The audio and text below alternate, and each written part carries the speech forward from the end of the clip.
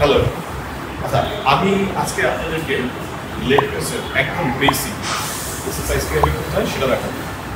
Basic leg press কীভাবে perform করতে হয় সেটা দেখাবো। এটা একদম বিগিনারদের জন্য, ইনফ্যাক্ট এটা ইন্টারমিডিয়েট অ্যাডভান্স যারা আছেন তারাও চাইলে দেখে নিতে পারেন। লেগ প্রেস মেশিন, এই মেশিনটা দিয়ে আমরা আমাদের কোয়াডের এক্সারসাইজ করি, গ্লুট এবং হ্যামস্ট্রিংকেও আমরা টার্গেট করে এক্সারসাইজ করতে পারি। আজকে আমি আপনাকে কোয়াডের এক্সারসাইজ দেখাবো। এই মেশিনটা কিন্তু অ্যাঙ্গেল চেঞ্জ করা যায়, ব্যাক রেস্টের অ্যাঙ্গেল চেঞ্জ করা যায়। এটা হচ্ছে একটা হাইয়েস্ট।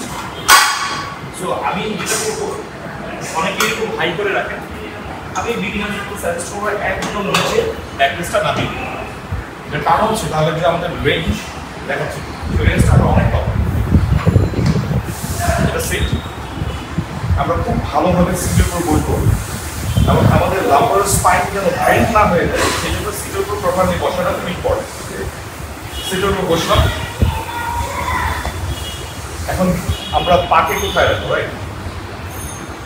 এই যে পুরো স্লাইডটা আছে, স্লাইডটা আছে, এই স্লাইডের ঠিক মাঝখানে আমাদের ফিট পজিশন থাকে। এটা হচ্ছে আমাদের সেন্টার ফিট পজিশন। এখন আমাদের ফিট ডিস্টেন্স কেমন হবে? খুব চড়া হবে নাকি এটা খুব ক্লোজ হবে নাকি ইন বিটুইন? অ্যান্সারটা হচ্ছে আপনারা চাইলে ওয়াইড স্ট্যান্স নিতে পারেন। আমি ওয়াইড স্ট্যান্স করে দেখাচ্ছি। প্রপারলি বসবেন, দিন দিয়ে টো দিয়ে ঢোকা দিবেন না, প্রেস করবেন না, আপনারা প্রেস করবেন ফিট দিয়ে, ইন এবং মিড ফিট দিয়ে প্রেস করবেন, দেন লিভারটাকে আনলক করবেন। নাও ইটস রেডি, তাই না? সো খেয়াল করেন প্রপারলি বসেছেন।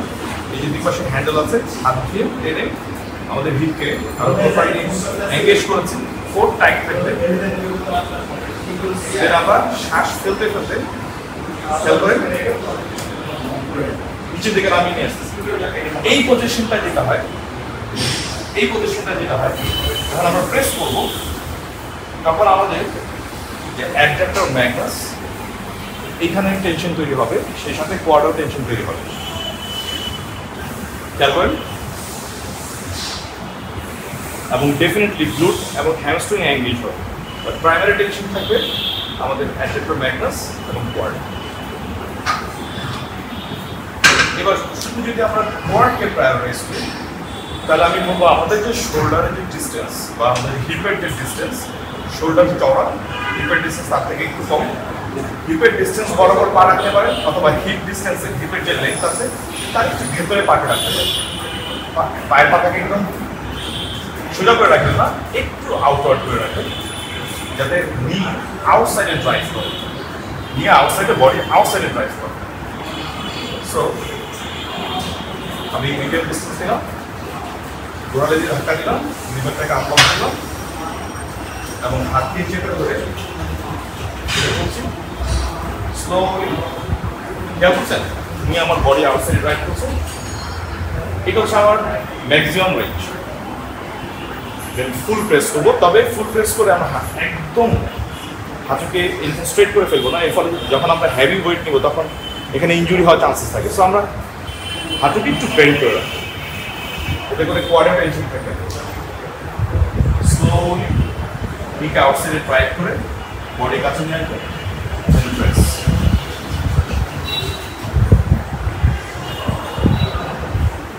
দেন প্রেস।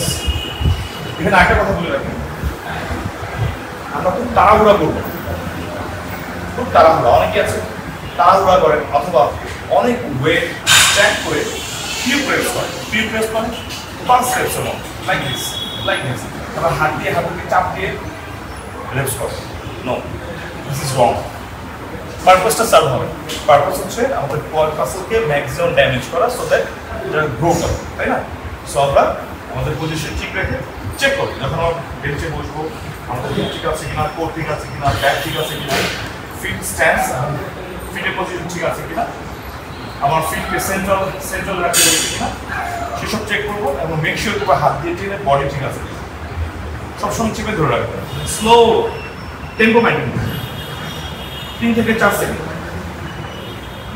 বটমে আমরা পজ দিব 1-2 সেকেন্ড, দেন এক্সপ্লোসিভ, এটা হচ্ছে কনসেন্ট্রিক ফেজ। আমরা এক্সপ্লোসিভ ফ্যাশন আমরা টেম্পো ফলো করব।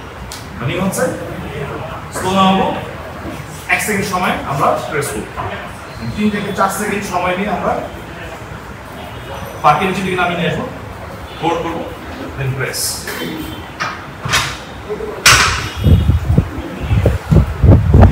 এটা হচ্ছে আমাদের লেগ প্রেসের বেসিক টেকনিক।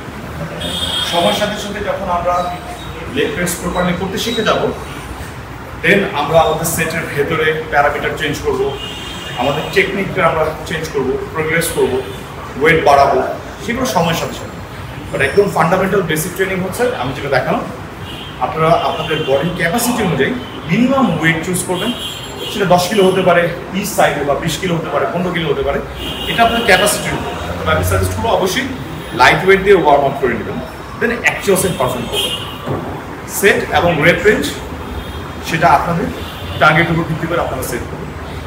সেট এবং রেপ রেঞ্জ নিয়ে আমি আজকে এই ভিডিওতে কিছু বলছি না, সেটা পরবর্তীতে কোনো কন্টেন্টে আমি আপনাদের সাথে শেয়ার করবো।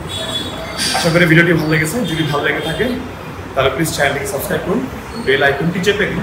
এর ফলে যেটা হবে সেটা আমি উইকলি বেসিস কন্টেন্ট আপ করি, প্রথমেই আপনাদের কাছে নোটিফিকেশন চলে যাবে। আপনাদের প্রিয়জনের সাথে ভিডিওটি শেয়ার করুন, আর আমাকে ফেসবুকে দেখে থাকলে অবশ্যই ফলো দিয়ে শেয়ার করুন। Thank you.